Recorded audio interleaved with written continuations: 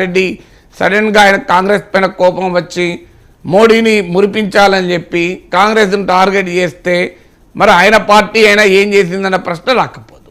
ఇకపోని విభజన చట్టంలో లేదు, విభజన చట్టంలో లేకపోయినా తర్వాత మార్చుకోవడానికి అవకాశం లేదా? మీకు ఒకటే ఉదాహరణ, 2014లో రాష్ట్రం విడిపోయింది. ఆ విడిపోయే సమయానికి పోలవరం ముంపు ప్రాంతాలు అంటే భద్రాచలం ఆవలు ఉన్నటువంటి చింతూరు ఈ ప్రాంతాలన్నీ కూడా తెలంగాణలో భాగం.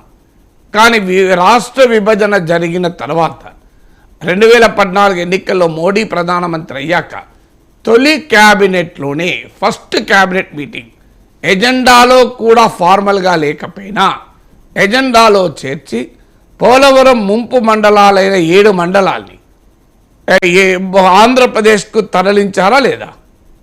మరి ఆర్డినెన్స్ ద్వారా 7 మండలాల్ని తెలంగాణ నుంచి ఆంధ్రకు తరలించినప్పుడు ఎవరన్నా ఒక్కరైనా మీరు ఈ పని చేశారు కదా, అలాగే ప్రతి ఒక్క హోదాను కూడా విభజన చట్టంలో చేర్చి మీరు విభజన చట్టాన్ని సవరించండి అని ఏ ఒక్క రాజకీయ పార్టీ అయినా అడిగిందా? ఛాలెంజ్ చేస్తున్నాడు, కావాలని చూపెట్టాను నాకు మీడియాలో. విభజన చట్టాన్ని సవరించి అందులో ప్రత్యేక హోదా చేర్చండి అని విజయసాయిరెడ్డి పార్టీ అడిగిందా? తెలుగుదేశం అడిగిందా? సో జగన్మోహన్ రెడ్డి అడిగాడా? చంద్రబాబు నాయుడు అడిగాడా? నాకు చూపెట్టండి ఎక్కడన్నా మీడియాలో. విభజన చట్టాన్ని సవరించాలి పోనీ పార్లమెంట్లో సూచించారా? పార్లమెంట్లో అన్ని పార్టీలకు ఉన్నారు కదా రిప్రజెంటేషన్. పార్లమెంట్లో మీకు రిప్రజెంటేషన్ ఉన్నప్పుడు అయ్యా విభజన చట్టానికి సవరణ సూచించారా? పోనీయండి. విజయసాయిరెడ్డి ప్రైవేట్ మెంబర్ లెజిస్లేషన్ ద్వారా ఈ 10 ఏళ్లలో ఎప్పుడైనా విభజన చట్టానికి సవరణ చేయమని అడిగాడా? పోనీ అది అవుతుందా కదా తర్వాత అడిగాడా? సో ఏది అసలు ప్రత్యేక హోదా గురించి అదేదో తామే న్యాయం చేసినట్టు ఏ రాజకీయ నాయకుడు బిల్డప్ ఇచ్చినా ఏ పార్టీ బిల్డప్ ఇచ్చుకున్నా దాన్ని మించిన అన్యాయం ఇంకోట్లేదు.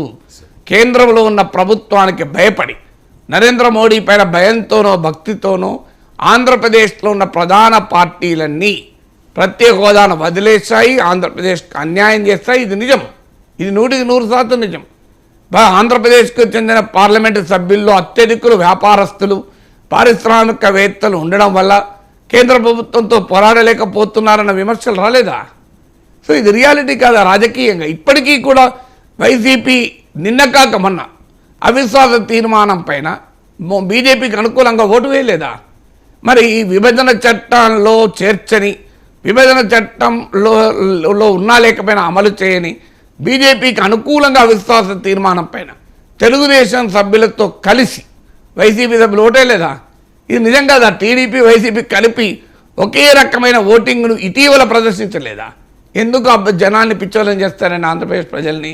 మీరు ఆంధ్రప్రదేశ్ ప్రజలు అంత అమాయకులు ఎందుకు చేస్తారు?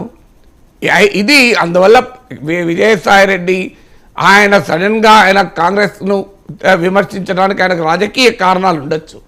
నేను అభ్యంతరం చెప్పను, తప్పు పట్టను. కానీ let us be tell the facts in reality. Fact చెప్పండి. సో ఇవన్నీ నిజం కాదా అని. ఇక నెక్స్ట్ పాయింట్ వస్తుంది, విజయసాయిరెడ్డికి అకస్మాత్తుగా కాంగ్రెస్ పార్టీ పైన ఎందుకు కోపం వచ్చింది? సో ఈ ప్రశ్న మీరు అడగాల్సిన నెక్స్ట్ ప్రశ్న. ఇంకో మాట కూడా అన్నారు సార్, తెలంగాణ ప్రభుత్వం